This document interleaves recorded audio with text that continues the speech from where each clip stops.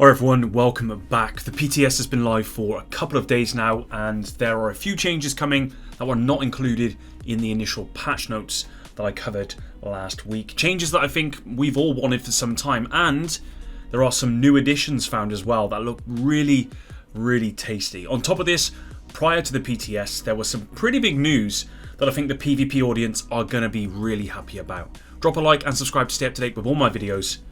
Let's begin. Let's start with the PTS. Now, I've not been able to play myself much. I played on Friday for a couple of hours. I put out the video about the new gear set, how it's kind of underperforming in comparison to other gear sets, and I'm hoping that that gets a rework in PTS Phase 2. I think it will, but aside from that, I've been busy over the weekend, so I've not been able to play. However, what I have been doing is keeping track of any kind of changes, any additions in the game that are newsworthy, and there are a couple. So firstly, and for me this has got to be one of the best changes for sure, even if it is just a very small change, it's not groundbreaking or anything like that.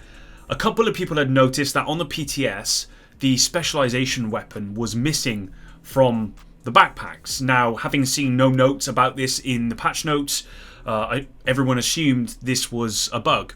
But actually, Yannick was tagged in a post on Twitter about this, and Yannick said, this is intended. With Season 10, we're adding the ability to hide your signature weapon. The implementation on PTS 1 is still a work in progress, but it will work properly in PTS Phase 2. So this is really awesome news. I've always hated how bulky our characters look. You know, we kind of have everything just hanging off the back of our characters. Our characters must have like the strongest shoulders of all time. So to me, this is good news. That bulkiness is going to be reduced. Like I said, this isn't a massive change, but I think it's one that a lot of people have wanted since day one. I've definitely wanted this since day one myself. And talking about changes to our character, Pally Hofstein, who's kind of the art director, he worked on all of the Vanity Item stuff, a lot of the new Vanity stuff. He went on to confirm that they are working on players being able to wear hoods over hunter masks. Again, small change, but all of these little small changes, they do add up over time. Moving on, and there are some new gloves dropping in the game. Gloves that have not been mentioned in the patch notes anywhere. So far, I've found 3 of them posted on the forums. These are the Firewall, Sharpshooter, and Survivalist gloves. You've probably noticed that each of these are named after one of the specializations, so I was assuming that these were going to be part of the new spec revamp, a pair of gloves for kind of like each specialization.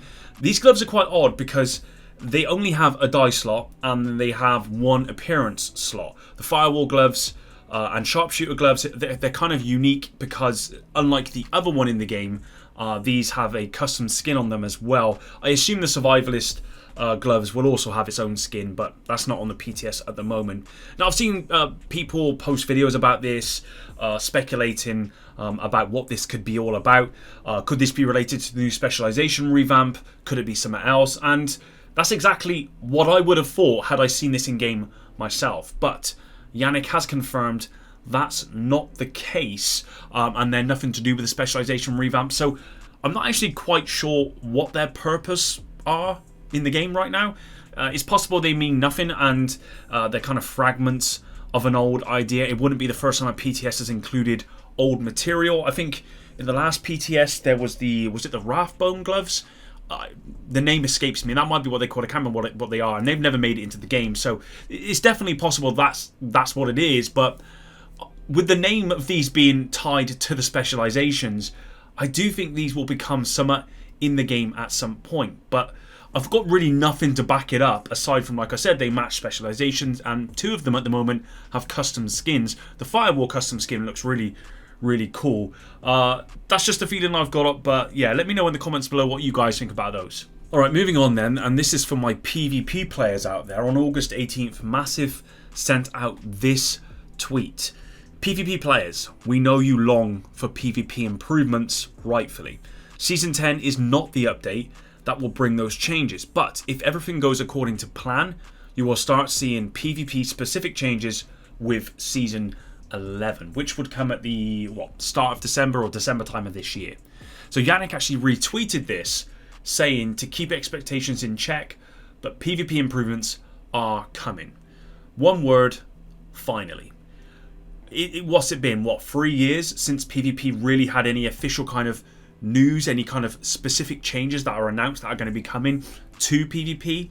Now, I'm not a PvP player, but that's not because I don't enjoy playing PvP in games. In fact, if I go and play Destiny, that's where I spend most of my time. It's just been so bad in the Division 2 for so long that I've not wanted to play it. If you were watching me back in the Division days, or even if you've seen me online in the Division days, 90% of the time was spent in either Last Stand, Skirmish, or in the early days of the Division, I spent most of my time in the Dark Zone. I would say that 80% of my time was actually spent in Last Stand towards the end of the Division 1's life cycle. And you can even check my videos. I did plenty of videos about builds for that. I did plenty of early videos about the Dark Zone in the Division 1 as well. So PvP was my life in the Division, but the Division 2 made me a PvE player. And that's not because PvE is so good in the Division 2, which I think it is. It's because PvP is just so bad.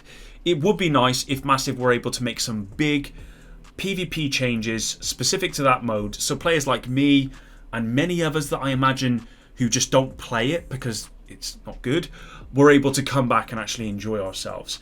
Now, I'm not expecting any new content for PvP, and that's not been mentioned here either. I'd be very surprised if we did get anything content-wise, as Massive, they don't make PvP content. That was Redstorm's job, and that's why PvP hasn't got any new content in the last 3 years or so. But, you know, fingers crossed, the PvP ETF group can really show Massive what's up and how they can fix it to make it a much more enjoyable experience for most people. I did actually play, or I did actually spend, a couple of days, maybe 2 weeks ago, playing a lot of Skirmish, just going through, just seeing what it felt like. I was actually going to do a video about it myself.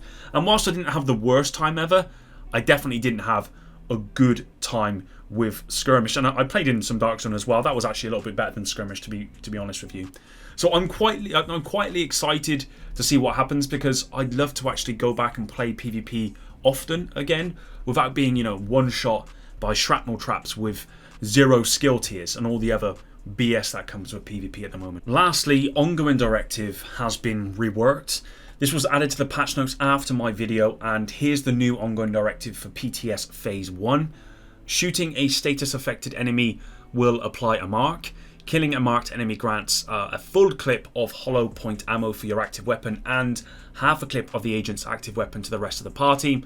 Hollow point ammo amplifies weapon damage by 20% and applies bleed on hit. Marks last for 10 seconds. Massive have confirmed this is just one change to old gear that needed reworking, so we can expect a lot more of this kind of stuff in the future, which again is really good news. It's always important that Massive look at items that are maybe underperforming or items that are being underused and figure out how to bring these items into the fray. The more options we have as players, the better. But that's it today, guys. Thanks very much for watching this video. Are you happy with these changes? Is there anything else that Massive need to do as part of this PTS as soon as possible? Leave your thoughts in the comments down below. And until the next one, Epic out.